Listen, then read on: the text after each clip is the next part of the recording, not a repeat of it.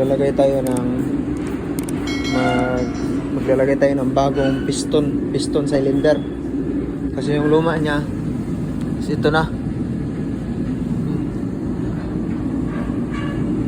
Medyo ko na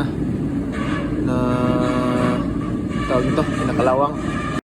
Tinanggal ko tong piston cylinder minasang na hindi ko tinanggal yung dalawang brake shoe. Kasi pag tinanggal mo pa tong dalawang brake shoe is mas lalong hahaba pa yung trabaho mo. Kaya pwede naman pala na piston cylinder lang yung tanggalin. At samtang pinapasok mo yun, isahawakan mo yung dalawang dulo niyan para pag binitawan mo kasi yan, ilalabas yung parang ulo ba. At mabubungkag yan, bungkag wasak yan yung piston. Kaya habang pinapasok mo is nakaipit talaga yung dalawang dulo, no. Pag nahaom na or nalagay na minasang, siyempre huwag kalimutan yung dalawang bolt yan sa likod. May dalawang bolt yan. Yan. Ipasok lang natin yan.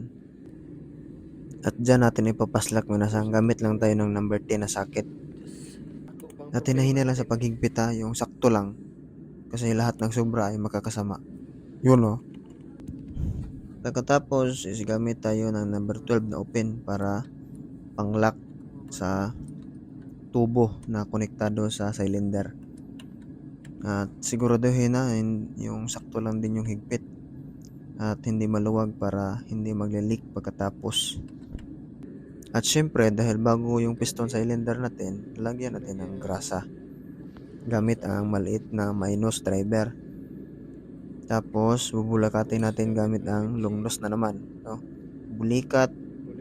Pagkatapos ng bulikat yan, dyan lagay na natin yung grasa. Tapos iwagayway natin sa loob para papasok talaga ba. Yan, no? Yan.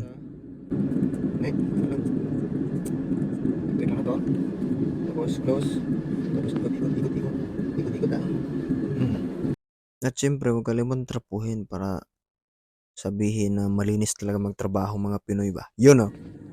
At pagkatapos tanggalin na itong nakapaak nito, yung lambay ba, para dadaloy na yung brake fluid. Tapos sunod, gamit ang dalihan number 40, pahira na itong brake shoe para inig handbrake ani ubod ang driver ba, pati pasahero. At syempre kasalin na din yung brake drum. Linisan natin ng konti. Pinakahuli is itatao na natin tong brake drum. Yun, no? Tapos di ko na ipapakita yung pag-adjust, no? Kasi mas hahaba na yung video natin. At yun, salamat sa ilang minutong panonood. At huwag kalimutan mag-like and follow my page for more videos. Thank you and God bless.